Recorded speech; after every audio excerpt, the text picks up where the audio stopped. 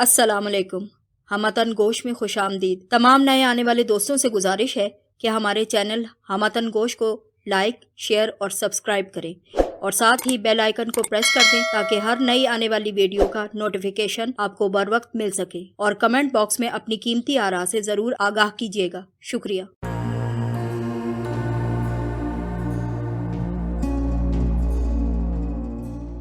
पेश खिदमत है तलाश की किस्त नंबर 33। इर्द गिर्द देखने पर एहसास हुआ कि मैं किसी अस्पताल में थी। जल्द ही एक लेडी डॉक्टर मुझे देखने आई।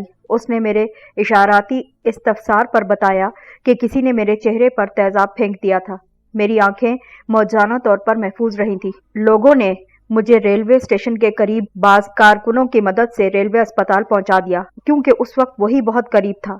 मैंने इशारों में अपने सामान के मुतालिक पूछा तो पता चला कि मेरे करीब उस वक्त एक सूटकेस पाया गया था जो इस वक्त पुलिस की तहवील में मौजूद है। बैग का किसी को कुछ मालूम न था। मुझे अपनी आखिरी पूंजी लुट जाने का कोई खास दुख न था। शायद बर्बादी और तबाही के रास्ते पर एक मकाम ऐसा भी आता है जब हर सऊबत हेच नजर आती है। शायद इंसान का एहसास ही वहां पर मर जाता है। शाम को एक एएसआई मेरा बयान लेने आया ताकि एफआईआर दर्ज की जा सके, लेकिन डॉक्टर ने उसे बताया कि फ़िलहाल मैं बोलने से कासिर हूँ और अभी मेरे मुंह पर पट्टी नहीं की जा सकती। मैंने इशारे से एएसआई से कागज़ और कलम मांगा और उसे रुक्का लिखकर दे दिया, जिसका खुलासा ये था कि मुझे कुछ अंदाज़ा नहीं कि किसने मेरे चेहरे पर तेजाब फेंका था और क्यों फेंका था। मैं तो एक काम के सिलसिले में चंद दिन के लिए बम्बई जा रही थी और बस। मैंने उससे रकम और कीमती अशिया से भरे हुए बैग के मुतालिक भी कुछ ना पूछा, बल्कि मैंने तो उस सूटकेस के सिलसिले में भी कोई सवाल न किया जो उनकी तहवील में आ चुका था। मुझे मालूम था कि मेरे चेहरे पर तेजाब फेंकने वाला शख्स सिर्फ और सिर्फ मदन मोहन है, बल्कि मदन मोहन ने किसी को आगे किया होगा। झुंझुलाहट में उसने आखिरी कदम उठाया था और मुझे मौत के करीब करीब बहुत ज़्यादा भयानक सज़ा दे दी थी। मुझे ना मालूम था कि जिस वक्त मैं पूना को अलविदा कहने की कोशिश करती फिर रही थी, उसका कोई ना कोई आदमी मुझ पर भी नज़र रखे हुए था। अब इन तमाम बातों को दोहराने का कोई फ़ायदा ना था, ख़ुसूसन पुलिस के सामने। तो मुझे अच्छी तरह से मालूम हो गया था कि दौलत और ताकत के कानून के सामने पुलिस और अदालतें कितना इंसाफ फराहम कर सकती हैं। इस अस्पताल में मैं 16 दिन ज़ेरे इलाज रही। आखिरी पट्टी खुलने के बाद डॉक्टरों ने मुझे हिम्मत के मौजू पर एक इज्तिमाई लेक्चर दिया। इसके बाद मुझे आईना दिखाया गया। उनका ख्याल था कि मैं चीखें मारने लगूंगी, ज़ारों कतार रोऊंगी, लेकिन ऐसा कुछ भी ना हुआ। शायद इसकी वजह यह थी कि मैं ज़हनी तौर पर इससे भी कहीं ज़्यादा बदतर सदमों के लिए तैयार हो चुकी थी, या ज़िंदगी से मेरी दिलचस्पी ही ख़त्म हो गई थी। सदमों और नुकसानात का एहसास तो उन्हें होता है ना, जिन्हें ज़िंदगी को ज़िंदगी की तरह बसर करना हो। मुझे तो अब सिर्फ सांसें पूरी करनी थी जितनी मेरी मुकद्दर में लिख दी गई थी। आईने में अपना चेहरा, या यूं कहो कि अपनी तकदीर का चेहरा देखकर मैंने उफ तक न की। इस बात का इंतजाम मैंने पहले ही कर लिया था। तमाम चीजें लपेट कर मैं अस्पताल से रुखसत हुई। मेरा इरादा भी अब बम्बई जाने का ही था, ताहम इस बार मैं बस के जरिए रवाना हुई और खैरियत की हुदूद से निकलने में कामयाब हो गई। शायद अब मुझे एक ऐसा शिकार समझकर छोड़ दिया गया था जिसमें शिकारी के लिए कोई कशिश बाकी नहीं रही थी। यहाँ बम्बई में मेरी एक शादीशुदा दोस्त रहती थी जो पूना के कॉलेज में मेरे साथ पढ़ती थी, लेकिन तालीम अधूरी छुड़वा कर कम उम्री में उसका ब्याह कर दिया गया था और तब से हम दूर ही थे। कभी कभार उससे मेरा खत के सिलसिले में कोई तबादला हो जाया करता था। उसका एड्रेस मुझे मालूम था। बस से उतरकर मैं सीधी उसके पास जा पहुंची। जाहिर है उसने भी मुझे बिल्कुल ना पहचाना और मेरे इसरार के बावजूद वो मुझे माताब कहने पर आमादा ना हुई। और जब मैंने उसे अपनी चंद एक निशानियां दिखाईं और चंद एक ऐसी बातें बताईं जिनका इल्म सिर्फ मुझे ही हो सकता था, तब उसने मुझे महताब तस्लीम तो कर लिया, लेकिन उसकी रंगत कुछ जर्द पड़ गई। और जब मैंने उससे कहा कि मुझे चंद दिन के लिए उसकी रिहाइश में रहना दरकार है, तो उसके बाद मैं फिर कोई अपना इंतज़ाम कर लूँगी, तो उसकी रंगत कुछ और ही ज़्यादा जर्द पड़ गई। वो बिल्कुल गुमसुम बैठी रह गई। इसी दौरान में उसका शौहर भी आ चुका था। मेरी दोस्त ने अलहदगी में जाकर उससे मशवरा किया और फिर मेरे पास आकर बोली, तुम देख रही हो हमारा फ्लैट कुछ ज्यादा बड़ा नहीं, सारे दरवाजे भी इन्हीं कमरों में खुलते हैं। अब तुम 24 घंटे तो चेहरा लपेट कर नहीं बैठ सकती ना। ظاہر ہے بچوں کی نظر تو پڑے گی اور اس طرح ان کے ذہن پر بہت برے اثرات مرتب ہوں گے۔ تم میرا مطلب سمجھتی ہو نا؟ برا مت ماننا، آج کی رات تو یہیں ٹھہر جاؤ، صبح میرے میاں لڑکیوں کے ایک بورڈنگ ہاؤس میں تمہارا بندوبست کروا دیں گے۔ وہاں رہائش ذرا مہنگی ہے لیکن اتنی جلدی کوئی معقول بندوبست نہیں ہو سکتا۔ بہرحال تم گھبرانا نہیں، اگر روپے پیسے کی کوئی کمی پڑے گی نا تو ہم کسی نہ کسی طریقے سے تمہارے لیے کوئی کوشش کر لیں گے۔ میں نے اسے بتایا کہ سر دست پیسے کا کوئی مسئلہ نہیں، مجھے صرف رہنمائی کی ضرورت ہے۔ بمبئی میرے لیے بالکل نیا شہر ہے، مجھے اپنی دوست کے رویے سے کوئی دکھ نہ پہنچا۔ میں پہلے ہی کہہ چکی ہوں کہ مجھ میں اب دکھ محسوس کرنے کی صلاحیت باقی نہیں رہی تھی۔ میں نے اس سے زیادہ ہمدردی کی توقع بھی نہ رکھی تھی۔ دوسرے دن میں بورڈنگ ہاؤس میں منتقل ہو چکی تھی، جہاں رفتہ رفتہ میری مختصر سی پونجی ختم ہونے لگی۔ میں نے اخباروں میں خالی اسامیوں کے اشتہارات دیکھ کر دفتروں کے چکر لگانے شروع کر دیے۔ میں نے ایک دن میں 6 انٹرویو دیے لیکن ہر جگہ سے کچھ خاص جواب نہ مل سکا۔ آپ کی اہلیت اور قابلیت میں تو کوئی شک نہیں، مگر اس سے آگے جا کر وہ کچھ نہیں کہتے تھے، لیکن میں جانتی تھی کہ کون سے الفاظ ان کے حلق میں اٹک کر رہ جاتے ہیں۔ کام کی اہمیت بے شک ان کی نظروں میں مسلم تھی، لیکن کام کرنے والی ان کے خیال میں کم از کم ایسی تو ہونی چاہیے تھی نا کہ اگر دفتر کی دلکشی میں اضافہ نہ بھی ہو تو کم از کم کارکن اور آنے والے دیکھ کر خوف سے بھاگ تو نہ جائیں، یا پھر دفتر کی میز پر بھی ناک منہ تک برقعے میں لپٹی ہوئی لڑکی کو دیکھ کر تجسس کے مارے اعصابی تناؤ کا شکار ہی نہ ہو جائیں۔ آج میری جیب میں آخری 5 کا نوٹ رہ گیا تھا۔ بورڈنگ ہاؤس کا 1 ماہ کا کرایہ اور میس کا بل واجب الادا تھا، اور میں مصمم ارادہ کر کے آئی تھی کہ اگر آج بھی ملازمت نہ ملی تو میں بس میں بیٹھ کر سیدھی سمندر پر جاؤں گی، سیر کے لیے لانچ میں بیٹھوں گی اور گہرے سمندر میں پہنچ کر چھلانگ لگا دوں گی، اور وہ بھی اتنی خاموشی سے کہ لانچ چلانے والے کو بھی پتہ نہ چل سکے۔ وہ جب چکر لگا کر واپس آئے اور کیبن میں مجھے موجود نہ پائے تو گھبراہٹ اور خوف کے مارے زبان بند ہی رکھنے میں عافیت سمجھے گا۔ تم سے ملاقات کا تو میں سوچ بھی نہیں سکتی تھی۔ اب تو میں نے یہ امید بھی دل سے بالکل نکال دی تھی کہ بمبئی میں شاید کبھی راہ چلتے تمہاری صورت بھی نظر آ جائے گی۔ خصوصاً ان تمام حالات میں تم سے سامنا ہونے کا تو میں خواب میں بھی کچھ نہیں سوچ سکتی تھی۔ اس نے آفس کے در و دیوار پر نظر ڈالتے ہوئے کہا، لیکن تم اگر اس وقت مجھے پہچاننے سے قاصر رہتے تو مجھے کوئی دکھ نہ پہنچتا اور نہ ہی میں تمہیں اپنے متعلق کچھ بتانے کی کوشش کرتی، لیکن یہاں بھی ملازمت نہ ملنے کا مجھے ضرور دکھ ہوتا۔ اس کے دونوں ہاتھ میز پر ٹکے ہوئے تھے اور انگلیاں ایک دوسرے میں پھنسی تھیں۔ میرے ہاتھ غیر ارادی طور پر آگے بڑھے اور میں نے ان شناسا ہاتھوں کو اپنے مضبوط گرفت میں لے لیا۔ ان کے گداز میں آج بھی کوئی فرق نہ آیا تھا۔ چند لمحے تک وہ ایک نظر سے میری طرف دیکھتی رہی۔ میں محسوس کر رہا تھا کہ اس کی سانسیں بتدریج تیز ہوتی جا رہی ہیں اور جن میں ارتعاش بڑھتا چلا جا رہا ہے۔ پھر جیسے مدت سے باندھا ہوا ضبط کا بند اچانک سے ٹوٹ گیا۔ ایک گھٹی گھٹی سی چیخ کے ساتھ وہ بلک بلک کر رو دی۔ میں نے اسے چپ کروانے کی بالکل کوشش نہ کی۔ مجھے معلوم تھا کہ تیزاب نے صرف اس کے چہرے کو جلایا ہے، لیکن یہ آنسو اگر اس کے سینے میں رکے رہے نا تو اس کی روح تک کو خاکستر کر دیں گے۔ بالآخر اس نے میز پر سر پٹخ دیا۔ ہر سسکتی آواز کے ساتھ اس کا جسم بری طرح لرز رہا تھا۔ پھر جیسے جذبوں کے آتش فشاں کو دھیرے دھیرے قرار آنے لگا۔ اس کی سسکیاں مدھم پڑنے لگیں اور ان کے درمیان اس نے نیم روٹھے ہوئے بچوں کی طرح اٹک اٹک کر کہا، اس بار ہاتھوں کو تھاما ہے تو پہلے کی طرح چھوڑ کر زمانے کی بھیڑ میں کہیں کھو تو نہیں جاؤ گے نا؟ میں تمہاری خاطر لٹ گئی ہوں، برباد ہو گئی ہوں، میرے پاس کچھ باقی نہیں بچا۔ مجھ سا تہی دامن اللہ تعالیٰ کسی کو بھی نہ کرے۔ میں اٹھا اور میز کے گرد چکر کاٹ کر اس کے قریب جا پہنچا۔ ایک ہاتھ اس کے کندھے پر رکھا اور دوسرے ہاتھ کی انگلیوں سے میں دیر تک اس کے بالوں میں کنگھی کی طرح ہاتھ پھیرتا رہا۔ جب وہ بالکل پرسکون ہو چکی تو میں نے اس کا چہرہ اوپر کیا اور اپنے دل میں محبت کے سمندر کی تمام تر شدتوں کو سینے میں چھپائے رکھنے کی کوشش کرتے ہوئے صرف اتنا کہا کہ اب سب کچھ بھول جاؤ، سارے غم، سارے تفکرات میرے لیے چھوڑ دو، سب ٹھیک ہو جائے گا۔ اس کی آنکھیں سرخ ہو چکی تھیں اور آنسوؤں سے پورا چہرہ بھیگ چکا تھا، لیکن اب وہ مسکرانے پر قادر ہو چکی تھی۔ کیا یہ مسخ شدہ چہرہ بھی ٹھیک ہو جائے گا؟ اس نے انگلی سے اپنے چہرے کی طرف اشارہ کرتے ہوئے اور نیم طنزیہ سے انداز میں مسکراتے ہوئے مجھ سے سوال کیا۔ ہاں، یہ مسخ شدہ چہرہ بھی ہمیشہ کے لیے ٹھیک ہو جائے گا، میں نے وثوق سے کہا۔ غالباً تم پلاسٹک سرجری کی بات کرتے ہو، اس نے گویا میری غلط فہمی کو دور کرتے ہوئے کہا۔ लेकिन जिन डॉक्टरों ने मेरा इलाज किया था उन्होंने बातों बातों में मुझे ये भी बता दिया था कि इतने बिगड़े हुए चेहरे की प्लास्टिक सर्जरी भी मुमकिन नहीं। शायद उन्होंने तुम्हारी मुफलिसी को देखते हुए तुम्हें मजीद मालूमात बहम पहुंचाना गैर ज़रूरी समझा होगा। मैंने उसके करीब बैठते हुए मुस्कुराकर कहा।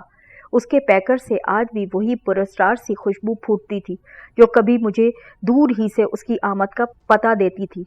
प्लास्टिक सर्जरी की तरक्की याफ्ता शक्ल का तुम्हें मालूम नहीं, उसको कॉस्मेटिक सर्जरी कहते हैं। इसमें वक्त और पैसा तो बहुत लगता है, लेकिन यूँ समझो कि नामुमकिनात को मुमकिन बना दिया जाता है। बुरी तरह कटे फटे चेहरे हमेशा के लिए दुरुस्त हो जाते हैं, गंजों के सर पे बाल उगाते हैं और बूढ़े लोगों की झुर्रियाँ दूर हो जाया करती हैं। हिंदुस्तान में तो इस किस्म की सर्जरी का कोई तस्करा नहीं सुना मैंने कभी। महताब ने मुझसे सवाल किया। मैं हिंदुस्तान की नहीं, इंग्लैंड और अमेरिका की बात करता हूँ। इंतजामात मुकम्मल होते ही तुम्हें लंदन या न्यूयॉर्क की तरफ रवाना होना होगा। मैंने आहिस्ता से कहा। तुम साथ नहीं चलोगे क्या? उसने मुझसे सवाल किया। उसकी आंखों में जिंदगी और दिलचस्पी मैं देखकर बहुत खुश हुआ। नहीं, मेरा अंदाज़ा है कि तुम्हारे इलाज में शायद 6 माह या इससे भी ज़्यादा अरसा लग जाएगा, मैंने कहा। लेकिन मैं तुम्हें भिजवाने, वहाँ तुम्हारे क़याम और वापस आने तक के नहायत तसल्ली बख्श इंतज़ामात करवा दूंगा। तुम्हें बस आंखें बंद करके हिदायत पर अमल करना होगा और कुछ नहीं। फिर मैंने उठते हुए कहा, आओ अब घर चलें। नीचे आकर मैंने पार्किंग लॉट से गाड़ी निकाली और महताब को साथ बिठाकर घर रवाना हुआ। मैंने घर में नौकरों की भीड़ भाड़ नहीं रखी थी। बाज काम मैं बहुत मसलहत के तहत करता था। मैं अपनी निजी जिंदगी को कम से कम अफराद तक महदूद रखना चाहता था। घर में सिर्फ 2 नौकर थे, मियाँ बीवी थे। दोनों इस कदर मेहनती और मुस्तैद थे कि आज तक मुझे किसी तीसरे मुलाजिम की कोई ज़रूरत पेश ही ना आई। उनमें आम नौकरों वाले खसाइल बिल्कुल नहीं पाए जाते थे और मैं उन्हें तनख्वाह भी आम घरेलू मुलाजमीन के मुकाबले में 4 गुना ज़्यादा दिया करता था। मियाँ का नाम करमू था और बीवी का बशीरा। करमू 6 फुट से भी निकलता हुआ एक कड़िया नौजवान था और बशीरा भी खूबसूरती के एतबार से कुछ कम ना थी। दोनों मियाँ बीवी मेरे लिए बहुत अच्छे थे। मैं और महताब हॉल में जा पहुंचे तो बशीरा किचन से और करमू ड्राइंग रूम से आता दिखाई दे रहा था। मैं बहुत जल्दी में हूँ, मैंने दोनों मियाँ बीवी को मुखातिब किया। तुम अपना अपना काम करते रहो। मुझे तुम्हें सिर्फ ये बताना था कि आज से ये बीबी इस घर में रहा करेंगी और तुम लोगों ने बिल्कुल उसी तरह इनका ख्याल रखना है और हुक्म मानना है जिस तरह तुम मेरा हुक्म मानते हो। उन्होंने अज़बात में सर हिला दिया और वापस चले गए। मैंने निचली मंजिल के तमाम कमरे महताब को दिखा दिए, जिनमें 2 ख्वाबगाहें शामिल थीं। जहाँ तुम्हारा दिल चाहे डेरा डाल लो, जब जी चाहे सो जाया करो, जब जी चाहे उठ जाया करो। किसी भी सिलसिले में वफादार बीवियों की तरह मेरा इंतज़ार करने की ज़रूरत नहीं, क्योंकि अभी तुम सिर्फ वफादार हो, बीवी नहीं। मैं शरारतन मुस्कुराया। और मैं भी चूँकि सिर्फ वफा शनास हूँ, शौहर नहीं, इसलिए मेरा भी कोई मामूल नहीं होगा। अक्सर मैं रातों को बहुत देर से घर आता हूँ और कभी कभी तो कई रात आता ही नहीं। कहाँ रहते हो तुम? उसने फौरन बेसाख्ता सा सवाल किया। देखा, बीवियों की तरह सवाल शुरू कर दिए ना।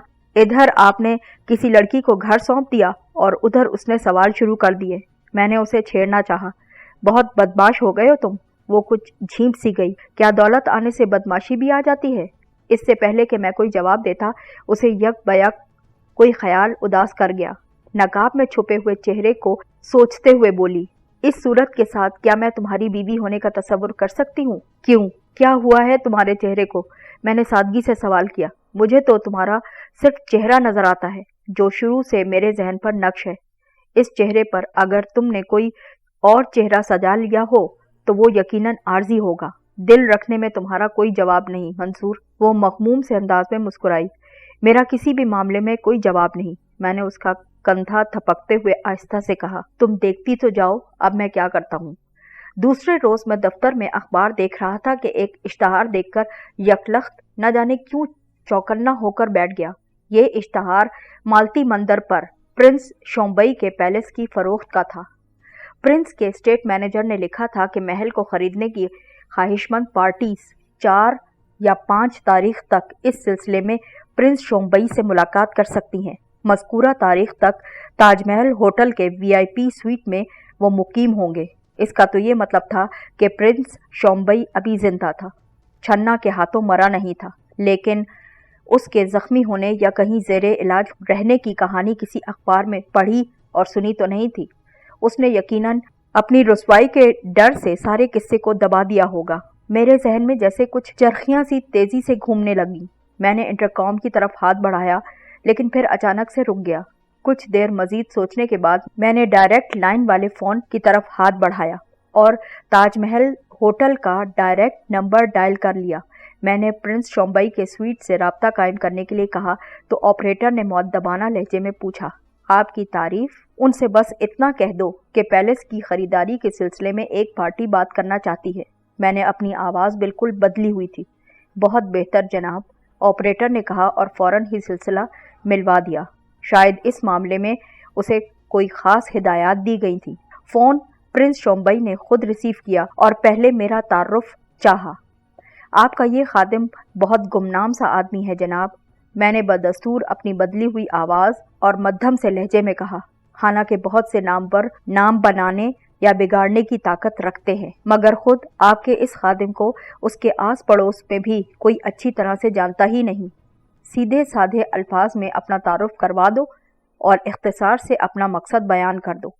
दूसरी तरफ से प्रिंस शोम्बई ने कदरे बेजारी से और नखुवत से कहा, सीधे साधे अल्फाज में तो यूं कहा जा सकता है कि आपके इस खादिम का ताल्लुक इंडिया की एक बहुत बड़ी न्यूज़ एजेंसी से है, जिसका इल्हाक फ्रांस प्रेस और वेस्टर्न वर्ल्ड न्यूज़ से भी है। मजीद सीधे साधे अल्फाज में इस बात का ये मतलब निकलता है कि आपका ये खादिम जब कोई ख़ास और चटपटी खबर अपनी एजेंसी को फराहम करता है ना, तो हिंदुस्तान के अलावा दीगर कई ममालिक के बड़े बड़े अखबारात को भी उसे नुमायां अंदाज में शाया करना पड़ता है। समझ गए आप? गोया तुम इंटरव्यू लेना चाहते हो मेरा, प्रिंस शोम्बई ने अब कदरे खलीक लहजे में कहा। लेकिन ऑपरेटर ने तो ये बताया था कि तुम पैलेस की खरीदारी के सिलसिले में। ऑपरेटर ने आपको ठीक ही बताया था योर हाइनेस, मैंने कदरे इस्तेहज़ाइया लहजे में कहा। लेकिन मैं चाहता हूँ कि इससे पहले आपसे मेरा मुफस्सल तारुफ हो जाए। आपको शायद मालूम होगा कि रिपोर्टर बड़ी अजीब सी मखलूक हुआ करते हैं। हवाएं उनके कानों में सरगोशियाँ करती फिरती हैं और दूर दराज की खबरें लाकर सुना जाती हैं। किसी ज़रूरत के तहत बाज़ औक़ात बड़े बड़े बदमाश बाज़ कीमती राज उनके कानों में डालकर चले जाते हैं और बाज़ औक़ात ये खुद भी बड़ी अजीब और नाकाबिले यकीन बातों का खोज निकाल लिया करते हैं। मैं अब भी कुछ नहीं समझा कि तुम क्या कहना चाहते हो, प्रिंस ने उलझन ज़दा लहजे में पूछना चाहा।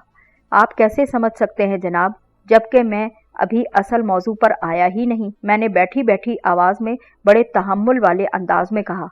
मैं आपको ये बताना चाहता हूँ कि काफ़ी अरसे पहले दो बदमाशों ने मुझे एक बहुत दिलचस्प कहानी सुनाई थी। कहानी का मरकजी किरदार एक अय्याश शहजादा था जो एक पराए मुल्क में जाकर दौलत या ताकत के बल पर अपनी मनपसंद औरतों और लड़कियों को अपनी हविस की तस्कीन के लिए हासिल किया करता था। उस शहजादे का एक दलाल इत्तफाक से उन बदमाशों के हत्थे चढ़ चुका था। बदमाशों ने उसके साथ जो सलूक किया सो किया, लेकिन उन्हें जाने क्या सूझी कि उन्होंने अपनी सोच के मुताबिक एक नेक काम की भी ठान ली। मैं एक लम्हे के लिए खामोश हुआ। दूसरी तरफ यूं सकूत तारी था जैसे प्रिंस ने सांस रोक रखी हो। वो दोनों बदमाश रात के अंधेरे में मालती मंदिर जा पहुंचे। मैंने बात जारी रखते हुए कहना शुरू किया। शहजादा जो अपने दलाल के इंतजार में था, उन बदमाशों को अपने दलाल ही के नुमाइंदे समझकर उनके साथ कार में बैठकर चल पड़ा और उन बदमाशों ने एक जगह झाड़ियों में ले जाकर शहजादे के पहलू में चाकू घोंप दिया। अपनी दानिश में उन्होंने शहजादे को सजा दे दी थी। अब ये शहजादे की खुशकिस्मती थी कि वो जिंदा बच गया।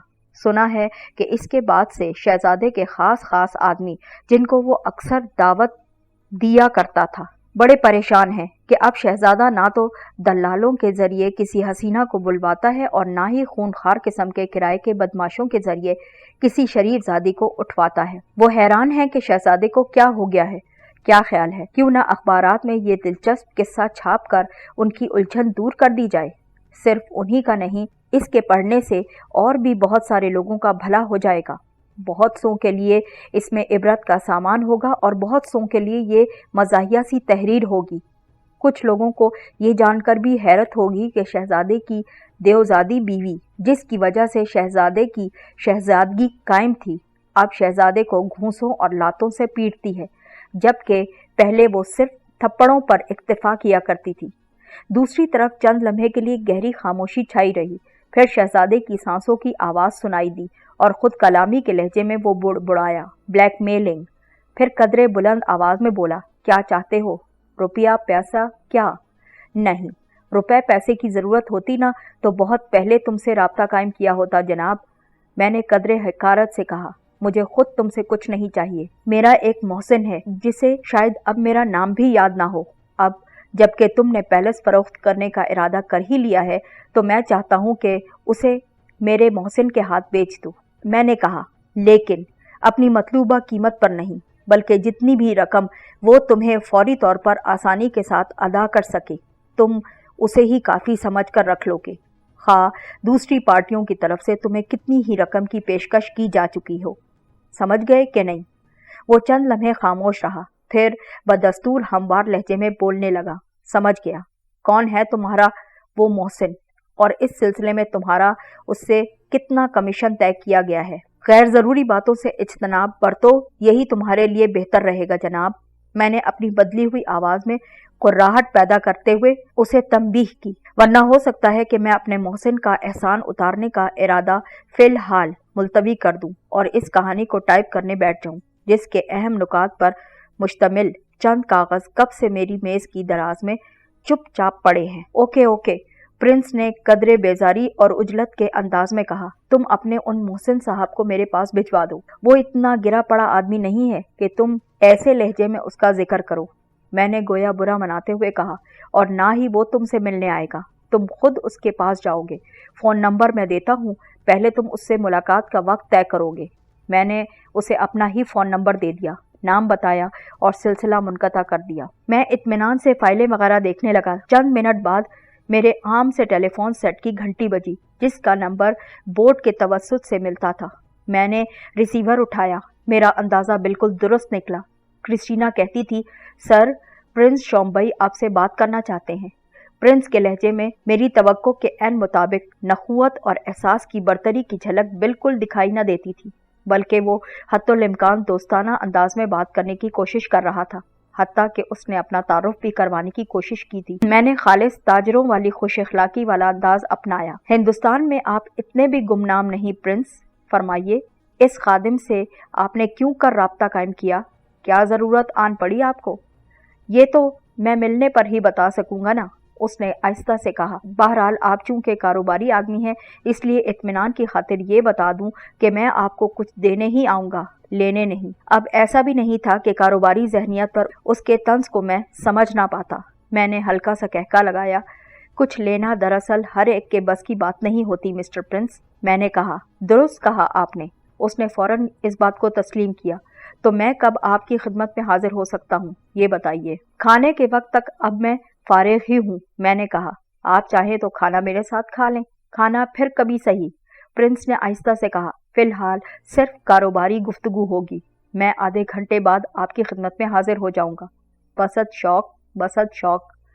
प्रिंस ने अल्लाह हाफिज कहकर सिलसिला मुनक़ता कर दिया। इसके बाद मैं महज दस्तखत वगैरह करने और नई स्टेनो के टाइप करदा खतूत पढ़ने का काम करता रहा। तकरीबन 35 मिनट बाद क्रिस्टीना अंदर आई। प्रिंस शोम्बई को अंदर भेजने की मैंने उसे पहले ही हिदायत दे रखी थी। सर, प्रिंस शोम्बई को तो मैं अंदर भेजने लगी थी, लेकिन वो कहने लगे कि उनके दोनों बॉडीगार्ड्स भी अंदर तशरीफ लाएंगे। क्रिस्टीना ने उलझन आमेज अंदाज में कहा, इस सिलसिले में क्या हुक्म है आपका? प्रिंस से कहो कि बॉडीगार्ड्स को बाहर ही छोड़कर आएगा। हमारे दफ्तर में उनकी जान को कोई खतरा नहीं होगा। मैंने कहा, दूसरे ये कि उनसे कहो कि मैं निजी गुफ्तगू के दौरान बॉडीगार्ड्स वगैरह की मौजूदगी को बिल्कुल पसंद नहीं किया करता। चंद लम्हे बाद प्रिंस शोम्बई अंदर आया। काफ़ी अरसा पेशतर मैंने मालती मंदिर पर उस रात उसे गौर से देखा तक न था, लेकिन इसके बावजूद अब देखकर एहसास हुआ जैसे उसकी उम्र में कई बरस का इजाफा हो चुका हो। उसके रुखसार की हड्डियां कुछ और ज़्यादा उभर आई थी और आंखों के गोशों पर शिकने सी नमूदार हो चुकी थी। उसकी आंखों में गुलाबी डोरे साफ नजर आते थे। खुदकार दरवाज़ा उसके उकब में बंद हो चुका था। वो वहीं खड़ा मुझे देखता रहा, लेकिन मैं मुतमईन सा बैठा रहा। मुझे यकीन था कि इस वक्त मुझे कतन पहचान नहीं सका था। मैंने उठकर उसे खुशामदीद कहा और मुसाफा करने के बाद उसे सामने बैठने का इशारा भी कर दिया। उसकी मोटी मोटी आंखों से इज़्महलाल नुमायां था और लंबी लंबी उंगलियों में हल्का सा इर्ताश भी आ रहा था। उसने एक लंबूतरे से मुनक्किश और चमकीले सिगार बॉक्स से एक मोटा सा सिगार निकालकर बेरहमाना से अंदाज में चौड़े चौड़े दांतों से उसका एक सिरा तोड़ा और उसे रद्दी की टोकरी में थूक दिया। मैंने टेबल लाइटर उठाकर लंबी चौड़ी मेज पर कुछ आगे झुककर उसके सिगार को शोला दिखाना चाहा। शुक्रिया अदा करके उसने तवील कश लिया और धुएं के मरकोलों के उकब से पुरख्याल नजरों से मेरी तरफ घूरता रहा। मैंने भी बदस्तूर उसकी निगाहों में झांकते हुए अपनी असल आवाज में कहा, मेरे लिए आपकी आमद निहायत गैर मुतवक्को है जनाब। क्या अब आप मेरा तजस्सुस दूर करना पसंद फरमाएंगे? वो अब भी खामोश बैठा रहा, जैसे गुफ्तगू के लिए कोई मौजू अल्फाज का इंतखाब करता हो। फिर गालिबन अपनी दानिस्त में उसने निहायत मौसर कुन अंदाज में गुफ्तगू शुरू करते हुए कहा, आज का दौर एहसान फरामोशी का दौर है, लेकिन आप बड़े खुशकिस्मत इंसान हैं कि आपके एहसान को किसी ने याद रखा। फिर उसने एक लम्हा तवक्कुफ करके ड्रामाई अंदाज में पूछा, किसी न्यूज़ एजेंसी में आपका कोई दोस्त रिपोर्टर मौजूद है या नहीं? मुझे तो याद नहीं पड़ता कि मेरा कोई दोस्त इस किस्म के पेशे से भी ताल्लुक़ रखता होगा। मैंने बज़ाहिर जहन पर जोर देते हुए कहा, हालांकि उस वक्त मुझे बहुत ज़ोर की हंसी भी आ रही थी। दोस्त नहीं, मुलाकाती ही होगा जिस पर आपने कभी कोई एहसान किया होगा। उसने कहा, मुलाकातियों के नाम तो मुझे याद भी नहीं रहते और ना ही मैं किसी पर एहसान करके याद रखता हूँ। मैंने बेनियाजी से जवाब दिया, इसका तो ये मतलब है कि मुझे अपना असर व रसूख इस्तेमाल करना पड़ेगा। अचानक उसके लहजे में सख्ती सी दर आई। उस रिपोर्टर का पता चलाने के सिलसिले में जिसके साथ मिली भगत के जरिए तुम मुझे ब्लैकमेल करके मेरा पैलेस सस्ते दामों मुझसे हथियाने की कोशिश कर रहे हो। वो सांप की तरह फुंकार उठा। आप तशरीफ़ ले जा सकते हैं मिस्टर प्रिंस, मैंने सकून से कहा। पहले आप शौक से अपना असर व रसूख इस्तेमाल करके आएँ, इसके बाद आकर मुझे बता दीजिएगा कि बात क्या है। मुझे अभी तक यही मालूम नहीं कि आप किस रिपोर्टर, किस पैलेस और किस मिली भगत की बात करते हैं। दूसरी बात तो ये है कि मैं इस तरह तौहीन आमेज़ गुफ्तगू में बिल्कुल शरीक नहीं हूँगा और मैं इस तरह तौहीन आमेज़ अंदाज में गुफ्तगू करने वालों को उठवा कर दफ्तर से बाहर फेंकवा दिया करता हूँ और ये तहकीक बाद में करता हूँ कि वो प्रिंस है या शहनशाह। और जहाँ तक असर व रसूख का ताल्लुक़ है ना, तो इस मुल्क में छोटे छोटे शहजादों की सिर्फ इज्जत होती है, असर व रसूख नहीं हुआ करते। असर व रसूख यहाँ सिर्फ ताजर का है जो सबसे ज़्यादा टैक्स अदा करता है, और मैं सिर्फ ताजर ही नहीं, ऐवान सनत व तिजारत का जनरल सेक्रेटरी भी आपके सामने मौजूद हूँ, जिसके अरकान की तादाद 1500 से ज़्यादा है, जो सिर्फ बम्बई ही की नहीं, हिंदुस्तान के और भी बहुत सारे इलाकों की मईशत को चला रहे हैं, जो मेरे एक इशारे पर अपनी अपनी सनतों का पहिया जाम करके तुम जैसे शहजादों का मुंह काला करके, जो इत्तफाक से पहले ही काला है, मुल्क बदर करवाने का मुतालबा भी कर सकते हैं। क्या समझे तुम? इसलिए बेहतर यही है कि जो बात करनी है ना, सयाको सबाक के साथ करो। धमकियां देना तुम्हारे हक में नुकसानदेह भी साबित हो सकता है।